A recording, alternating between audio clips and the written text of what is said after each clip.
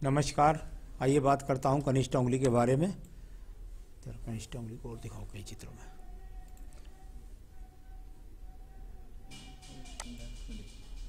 कुछ लेफ्ट में कुछ छोटी दिखाई पड़ती है, किसी बड़े चित्र में बड़ी दिखाई देती है। मुझे लगता है कनिष्ठ उंगली जो है वो अपने आप में सूर्य की उंगली के लगभग पास तक पहुँच गई है। यानी कुल मिलाकर कह सकते हैं कि बुद्धि की कोई कमी नहीं है। अपने आप में भाषा शैली पर भी में भी माहिर हैं। कोई ज़्यादा ऐसा नहीं लगता देखने में कि कोई ज़्यादा गहराई तक सोच जाए या किसी प्रकार से डिप्रेशन में आ जाए।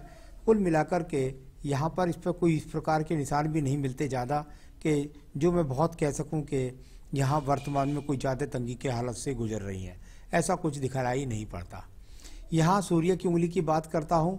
सूर्य की उंगली यश मान सम्मान की स्थिति के लिए जानी जाती है, और क्योंकि इनकी एज इस समय वो लगभग यहाँ पर 87 का इनका जन्म है, 33 के आसपास 87 से। और उसके अनुसार यदि बात करता हूँ तो मुझे यहाँ पर राज्य सरकार से संबंधित कार्यों के लिए इस उंगली को देखना चाहिए। व्यावहारिक पर खोड़ एक कट का निशान है। बस ऐसा कह सकता हूँ कि कभी कभार दिमाग में तेजी कपन आ जाता होगा, थोड़ा सा आवेश आता होगा, फिर बाद में शांत हो जाता होगा। तो कुल मिलाकर सूर्य की उंगली यहाँ एकदम शनि की उंगली से चिपकी हुई भी है। अपने माता पिता को बहुत सहयोग करने वाली होती है, और सास ससुर से भी कोई ऐसा नहीं है कि उनसे अलग जाकर रहने लगे। यहाँ पर बात करते हैं शनि की उंगली के बारे में।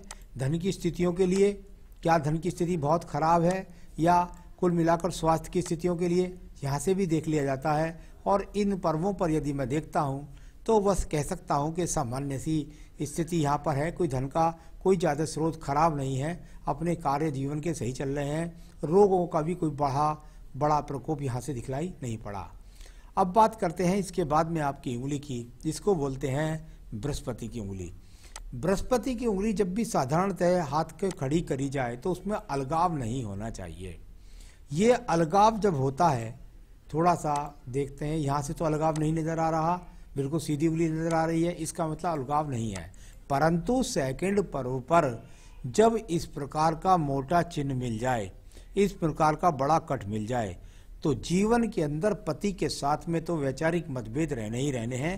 यानी कुल मिलाकर भाषा शैली के टकराव हो या आपसी मतभेद रहे या कुछ भी कारण बने, लेकिन पति के साथ में यहाँ पर टकरार के चिन्ह को बहुत मोटी रेखा है। मुझे नहीं लगता ये जीवन में मिटने वाली है। तो वो है कि भी आपस में तालमेल को लेकर के आपको सजग रहना चाहिए। चलिए अब बात करते हैं इसके बाद में आपके एक और पर्व की, जिसको बोलते हैं बुध का पर्व। बुध का पर्व जहाँ धन की मजबूत स्थितियों के लिए जाना जाता है, वहाँ पर कोई भी ऐसा चिन्ह नहीं मिला जिसके हिसाब से मैं कह सकूँ धन की बहुत मजबूत स्थिति इनके पास है। यहाँ पर सबसे बड़ी अच्छी बात यह है कि पर्व सम है। देखिए सम पर्व ये हस्तरेखा विज्ञान के अंदर बहुत बड़ा होता है। समपर्व यदि व्यक्ति के पास है, दबा हुआ नहीं है, बहुत ज़्यादा फूला हुआ नहीं है, तो यहाँ समपर्व आपके पास है और उस पर कोई रेखा खड़ी भी ना हो, तब भी कोई चिंता की बात नहीं है। यानी कुल मिलाकर आपके पास समपर्व में इतनी ताकत है कि कभी आपको किसी दूसरे के आगे हाथ नहीं फैलाने देगा। आप अपनी शक्ति के द्वारा ही, अपने कर्म के द्वारा ही धन के आगमन निरंतर रूप से बनाते रहेंगे। हाँ, ये हो सकता है कि उसका ठहराव या उसकी ऊंचाई ज़्यादा ना हो, लेकिन आपको किसी के आगे हाथ नहीं फैलाने देगा। संपर्क पर कोई दूषित चिन्ह भी नहीं है।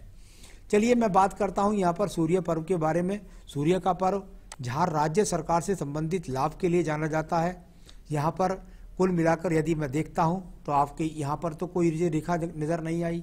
दूसरे चित्र में देखने का प्रयास करते हैं, इधर से भी कोई रेखा नज़र नहीं आई। तीनों पर्वों पर एक ये गहराई से इनकी जरूर छूट गई है, लेकिन ये लाइन नहीं लगती मुझको। कुल मिलाकर ये अगर लाइन हो जाती तो राज्य सरकार की नौकरी दिला देती, लेकिन मुझको यहाँ लाइन नहीं लग रही। अगर आपकी यहाँ लाइन है तो आपको राज्य सरकार की नौकरी दिला सकती है, संविदा की जॉब दिला सकती है, या किसी भी कार्य क्षेत्र में कार्य दिला सकती है। परंतु यहाँ पर यदि ये नहीं है तो बस इसको आप देख लीजिए, सम पर्व आपका सूर्य है, और वो बस ये है कि आपका जहाँ आपसे जिस क्षेत्र में है उस क्षेत्र में आपका सम्मान बना रहता है। अब बात करते हैं इसके बाद में शनि पर्व, भाग्य पर्व के बारे में। भाग्य पर्व पर यहाँ पर भी किसी भी रेखा का मुझे कोई भी चित्र दिखाई नहीं देता। यहाँ पर भी नहीं, इस चित्र में भी कोई शनि पर्व का रोल नहीं, और अन्य चित्रों में भी कोई शनि रेखा का रोल नहीं।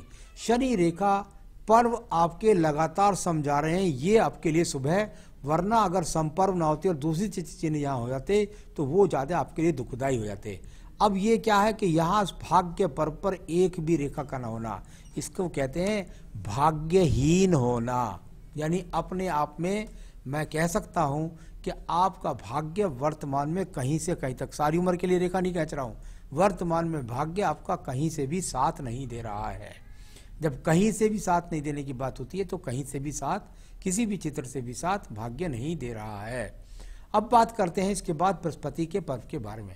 ऐसा ही आपका बृहस्पति का पर्व भी है, इसको भी देखें तो यहाँ भी आपके पर्वों पर कोई भी किसी भी प्रकार की रेखा नहीं। मैंने लगातार बोल रहा हूँ पर्वत सम है, लगातार आपके चारों पर्वत सम है। सम पर्वत का फल ये है कि आपको जीवन की चीज तो मिलेगी, उनकी ऊंचाइयाँ नहीं मिलेंगी। जब तक इस पर खड़ी रेखा ना हो जब तक उसकी ऊंचाइयाँ प्राप्त नहीं होते। क्या है? पति है, पर कैसा? बस ठीक है जी, बात है, आप कहने को पति हैं लेकिन मेरे साथ नहीं खड़े हैं। दूसरा, संतान है तो हो रही है, परंतु कैसी है? देर से हो रही है, या अनुकूल नहीं हो रही है, या गर्भपात बहुत हो रहे हैं, इस तरह की स्त्री को बोला जा सकता है। तो बृहस्पति का इन्वॉल्वमेंट सम है। यहाँ हृदय रेखा को देखिएगा, इसमें भी कुछ मुझे बल पड़े हुए नजर आते हैं। हृदय रेखा का संबंध क्योंकि यहाँ पर बुद्धि रेखा के लगभग पास आकर पहुंच गई है। ये रेखा यहाँ शनि पर्व के नीचे तक ही रह गई। इसका नीचे तक रहना 2-3 बातों को बताता है। एक बात, व्यक्ति स्वार्थी हो सकता है। जब हृदय रेखा जाकर के शनि रेखा के नीचे हो जाए तो व्यक्ति स्वार्थी हो सकता है। व्यक्ति स्वार्थी होता है, तेज तर्रार हो जाता है, ज्यादा होशियारी करने की कोशिश करता है लेकिन होशियारी धरी रह जाती है। तो कुल मिलाकर स्वार्थ के लिए ज्यादा जीते हैं। और साथ ही साथ में कुछ दीप हैं, तो पति के साथ भी यहाँ पर अनबन के संकेत दिखलाई देते हैं। चलिए मैं बात कर लेता हूँ इसके बाद मैं आपकी बुद्धि रेखा के यहाँ मंगल पर्व की। मंगल पर्व कर्म क्षेत्र का पर्व होता है और कर्म क्षेत्र पर यहाँ रेखाएं यदि देखता हूँ तो दिखलाई देती हैं कि हाँ ठीक है, आप कर्म करने के लिए तैयार हैं, आप अपने कर्म क्षेत्र में जाने के लिए तैयार हैं, लेकिन वहाँ से लाभ की स्थिति नगण्य के बराबर दिखलाई पड़ती है। यानी आपका कर्म आपका खर्च भी चला ले, ये भी बड़ी बात है। तो चलिए यहाँ इस प्रकार की स्थिति। अब देखिएगा आपकी बुद्धि रेखा। बुद्धि रेखा पहले बैलेंस से चलती है, एकदम अलग होकर के चलती है। जब बुद्धि रेखा आयु रेखा से एकदम अलग होकर के चले और पहले बैलेंस से होकर के चले तो आप ये समझिएगा कि पति पत्नी के वैचारिक मतभेद के लिए ये भी बहुत खराब रीति मानी जाती है। इसके लिए क्या कहते हैं, अपने आप में बिल्कुल व्यक्ति जबान जोरी करने लगे, या कह लीजिए अपनी बात पर अड़िग रहे, या एक तरह से बहस करने लगे, इस तरह से चलती है। इसके बाद में ये रेखा एकदम ढलवा हो जाती है। ऐसा ही नहीं है कि क्रोध आएगा, बाद में आंसू भी आएंगे। तो कुल मिलाकर फिर भावावेश भी उतनी तेजी के साथ हो जाना। तो ये यहाँ कुल मिलाकर अच्छा संकेत नहीं बोलता मैं इन भाषा इन मस्तिष्क रेखाओं को। ये अपने आप को अपने ऊपर नियंत्रण नहीं रख पाएंगी। यहाँ पर मंगल द्वितीय क्षेत्र की बात करते हैं। यहाँ पर अगर देखता हूँ तो किसी भी प्रकार से यहाँ किसी झगड़े झंझट मुकदमे के योग नजर नहीं आते हैं। तो ये झगड़े झंझट मुकदमों के कोई योग नहीं। इस प्रकार से चंद्र पर्वत को देखिएगा, इस पर भी किसी भी प्रकार के चिन्ह नहीं। मानसिक डिप्रेशन का शिकार नहीं होंगी, किसी भी प्रकार से दूर प्रांत से जुड़ करके कोई लाभ नहीं होंगी। साथ ही साथ कोई भी किसी भी प्रकार का बड़े रोग का संकेत भी यहाँ से दिखाई नहीं पड़ता है। अब मैं बात करता हूँ इनके पास व्यापारिक रेखाओं के बारे में।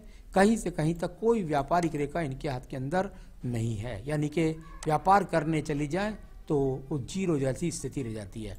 ये वो रेखा है जो इनको भाग्य स्वरूप रेखा के रूप में मिली है। यानी इसको यदि कहूँ तो ये एक तरीके से वो रेखा है जो बस ऐसा कह सकता हूँ कि भाई कुछ घर वाले प्रयोग कह दें भाई ये काम कर लो, उसमें हम आपका सहयोग कर देंगे, इस तरह से सहयोग मिल जाता है। परंतु भाग्य रेखा जहाँ तक ये आपकी एज है इस समय पर 33 पर, तो 33 के आसपास तक ये आपका साथ दे रही है। इसके बाद में इसकी स्थिति बहुत कमजोर होती जा रही है, यानी कि ये आगे भाग्य रेखा आपका साथ नहीं देने वाली है। एक बात। दूसरी बात, मैंने कहा था लगातार पर्वत आपके समय किसी प्रकार से डरने की कोई आवश्यकता नहीं है। आपके रोजगार के माध्यम आपके पास साधन धन के कहीं ना कहीं से निरंतर रूप से बने रहेंगे। सम पर्वतों का सबसे बड़ा यही लाभ होता है। भाग्य साथ नहीं दे रहा है, लेकिन कोई ना कोई हेल्प के लिए खड़ा हो रहा है। अब बात करते हैं इसके बाद में आपके शुक्र पर्व के बारे में।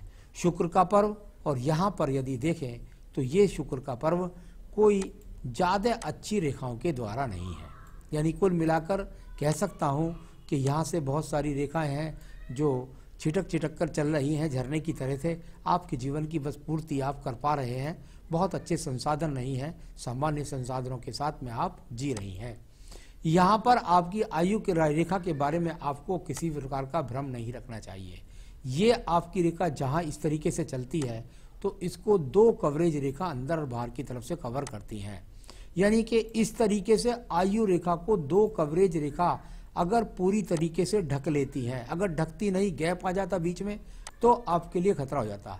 लेकिन यहाँ इसका कवरेज रेखा है, ये इनकी ये वाली भाग्य रेखा, यानी ये इनका आयु का आगे का इनको संरक्षण देने वाली रेखा है। इसके अनुसार कह सकता हूं कि 72 से 73 वर्ष की आयु वर्तमान में भी है, आगे भी ये रेखाएं बढ़ती रहती हैं।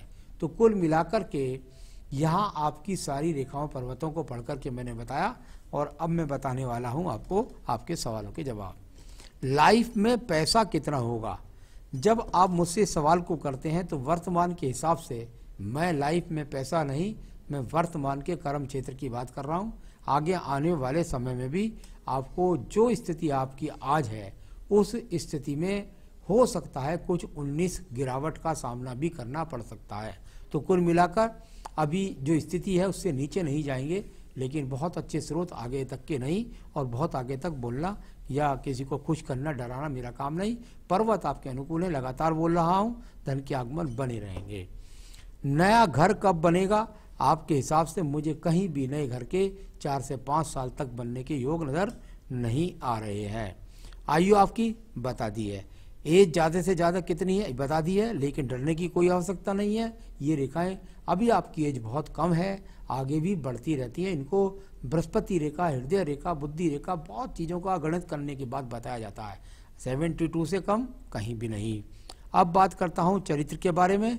शुक्र एकदम बेहतरीन, बली, इसमें कोई भी शक नहीं, आपका चरित्र एकदम बेहतरीन है।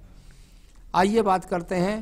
हाँ, आप हंसमुख चरित्र हो सकते हैं, इस वजह से आपको कोई, क्योंकि आपकी बुद्धि रेखा चलती है, किसी से दृढ़ता से बात भी कर लेते हैं, हंस के भी बात कर लेते हैं। उसको किसी विचार से कोई कैसे समझे वो दूसरी बात है। इनके कारण घर में सपोर्ट पैसा सुख कितना होगा? देखिए, इनके कारण तो मुझे सपोर्ट पैसे की कहीं से भी अभी रेखाएं नज़र नहीं आती। तो कुल मिलाकर बस ये अपने जीवन में जो थोड़ा बहुत सहयोग कर सकती हैं अपने पति का, लेकिन कोई बहुत ऐसी रेखा नहीं कि इनके द्वारा कोई बहुत ज़्यादा धन की वर्षा होने वाली है। कोई रोग व्याधि, उसके लिए यहाँ तक रोग व्याधि का सवाल है, अभी इनको भगवान की कृपा से कोई भी बड़े योग, कहीं भी किसी बीमारी का बड़ा योग हाथ के अंदर नज़र नहीं आता है। तो अभी कोई ऐसा योग नहीं है। क्या करें ये अपने जीवन के अंदर, जो इनके जीवन में अच्छी रेखाएं उदय हों और इनका भाग्य ऊर्जित हो। तो इसके लिए मैं इनको जरूर बताना चाहूँगा कि यदि ये सब कुछ अपने जीवन में चाहती हैं कि मेरा घर भी बने, मुझे अच्छा धन भी मिले, मुझे बहुत ऊंचा मान सम्मान बने, तो इसके लिए इन्हें थोड़ी सी पूजा का सहारा लेना पड़ेगा। और वो पूजा मैं इनको केवल एक ही एक बता रहा हूँ, कृपया करके उसे जरूर करें। इनको प्रतिदिन अपनी संध्या समय में, शाम के समय में जब भी इनको मौका मिले, तो दुर्गा सप्तशती में से पहले ये देवी कवच होता है, नहीं किलकम होता है, पहले सबसे पहले ये किलकम का पाठ करें। दुर्गा सप्तशती में पहले किलकम का पाठ करें और किलकम के बाद एक अध्याय देवी कवच का पढ़ें। एक अध्याय देवी का दुर्गा सप्तशती का एक अध्याय पढ़ें। तो पहले किलकम पढ़ें, फिर दुर्गा सप्तशती का प्रथम अध्याय पढ़ें, एक ही अध्याय केवल। उसके बाद दूसरे दिन फिर किलकम पढ़ें, फिर उनका दूसरा अध्याय, फिर किलकम पढ़ें, तीसरा अध्याय, तीसरे दिन, चौथे दिन, इस तरह 13 अध्याय जब खत्म हो जाए तो फिर प्रथम अध्याय पर आ जाएं। यदि ये चाहती हैं जीवन में अच्छा धन धान और अच्छी उन्नति तरक्की, तो इनको ये रेखाओं को उदय करने के लिए इस पूजा पाठ को करना होगा। साथ ही साथ इनको एक बेहतरीन सा पुखराज धारण करना चाहिए इस उंगली के अंदर तो यहाँ पर यदि चाहें तो एक पुखराज और एक पन्ना भी धारण कर सकते हैं। तो यदि आप चाहें तो इनको मुझसे मंगवा सकते हैं, मैं आपके स्थान तक पहुंचा भी सकता हूं। तो बस ये पूजा मैंने आपको बताई है, उसका सहारा आपको लेना होगा, क्योंकि आपके पास यहाँ किसी भी पद पर ऊर्जित रेखा नहीं बन रही है। जब तक वो रेखा नहीं बनेगी बहुत मुश्किल हो जाएगा। तो भाई इतना करें, जीवन में सुखी रहें, यही मेरी शुभकामनाएं हैं। नमस्कार।